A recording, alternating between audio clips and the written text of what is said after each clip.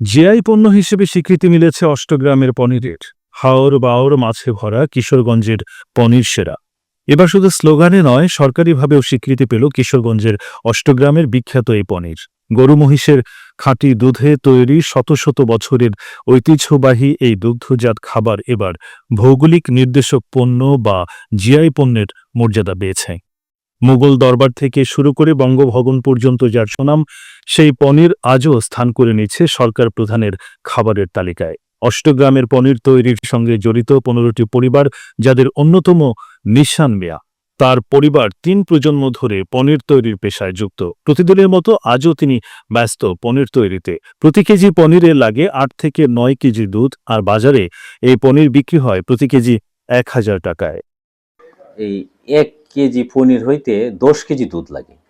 এই পরিমাণে দেখা গেল কোনো কোনো সময় আমরা 100 কেজি দুধও ব্যবহার করি, কোনো কোনো সময় আমরা এই 200 কেজি দুধও ব্যবহার করি। অর্ডার যদি আরও বেশি পড়ে, বেশি দুধও আমরা সংগ্রহ করি, করে আমরা পনির তৈরি করি।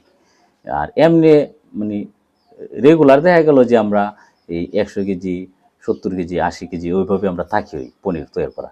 পনিরের দাম আমরা এখন 1000 টাকা কেজি বেশি। দেখা গেল দুধ আমরা 1 কেজি দুধ কিনতে এখন প্রায় 70-80 টাকা আমরা লাগে। তো 70 টাকা করে যদি দুধ কিনি, দুধের দাম পড়ে 700 টাকা। এরপরে এটা আবার এভরিথিং খরচ আছে।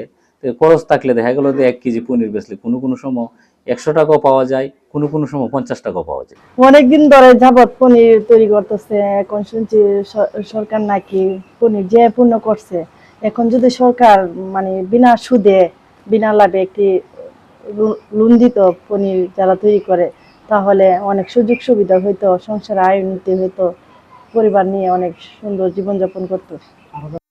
দুধের সহজলভ্যতা আর পনিরের জনপ্রিয়তার কারণে পেশার বিস্তার ঘটেছে অষ্টগ্রামে। তবে দীর্ঘদিনের দাবি ছিল সরকারি স্বীকৃতির। সেই জিআই স্বীকৃতি পাওয়াই খুশি স্থানীয় পনির ব্যবসায়ীরা। তারা চান নতুন প্রজন্ম এই ঐতিহ্য ধরে রাখুক এবং সরকার থেকে পাওয়া যাক প্রণোদনা ও সহায়তা। পনির লাগে তো অষ্টগ্রাম বিখ্যাত। পনির লাগে তো অনেক দূর দূরান্ত মানুষ আসে, ঢাকা, চিটাগাং, বাজিতপুর, কিশোরগঞ্জ, সিলেট এসব জায়গাতে মানুষ আসে। কারণ এই জায়গা তো জানে এই জায়গা মানে এই অষ্টগ্রামের মানুষ পনির লাগে বিখ্যাত, কিন্তু এই জায়গার থেকে সব মানুষে নিয়ে যায়। এটা মনে করেন ভাজি করেও খাওয়া যায় এবং উদাও খাওয়া যায়, বিস্কিট দিয়েও খাওয়া যায়, লুপ দিয়েও খাওয়া যায়, মানে যে কোনো জিনিস দিয়ে মানে পনির খাওয়া যায়। মানে এটার কোনো মানে যে কোনো জিনিস দিয়ে খান মানে এটার কোনো টেস্টের শেষ নাই। আর যারা খাওয়া মনে করেন আর এটা ছাড়া কোনো কিছু বুঝে না। উপজেলা নির্বাহী কর্মকর্তা দিলশাদ জাহান বলেন, পনিরের ব্র্যান্ডিং ও বিক্রির জন্য প্রকল্পের আওতায় সেলস সেন্টার ও স্বল্প সুদে ঋণ সুবিধার পরিকল্পনা রয়েছে। আমরা আমাদের এই পনিরটিকে আরো বেশি ব্র্যান্ডিং ও আরো বেশি প্রচার করতে চাই। সরকারিভাবে আমরা জায়গা প্রকল্পের আন্ডারে একটা ব্র্যান্ডিং সেলস সেন্টার করার চিন্তা ভাবনা করেছি, যাতে করে এখানকার উৎপাদিত পণ্যগুলো এখানে যেহেতু অনেক পর্যটক আসে, বিশেষ করে বর্ষাকালে, যাতে অধিক প্রসার হয় পর্যটকদের মধ্যে। এই কারণে আমরা একটা ব্র্যান্ডিং সেলস সেন্টার তৈরি করব। এছাড়া আমাদের তালিকাভুক্ত রয়েছেন 14 জন পনির ব্যবসায়ী, যারা নিজেরাই তৈরি করেন, নিজেরাই বিক্রি করেন। এরকম 14 জন আমাদের তালিকাভুক্ত রয়েছেন, যাদেরকে আমরা বিভিন্ন সময় বিভিন্ন রকমের ট্রেনিং দিয়ে থাকি।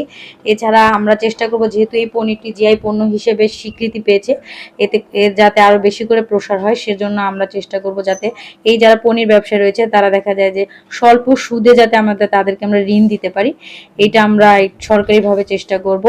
300 বছরের এই ঐতিহ্যবাহী পনির পণ্যের সম্প্রসারণের জন্য দরকার সরকারি উদ্যোগ, প্রশিক্ষণ ও বাজারজাতকরণের আরও আধুনিকায়ন।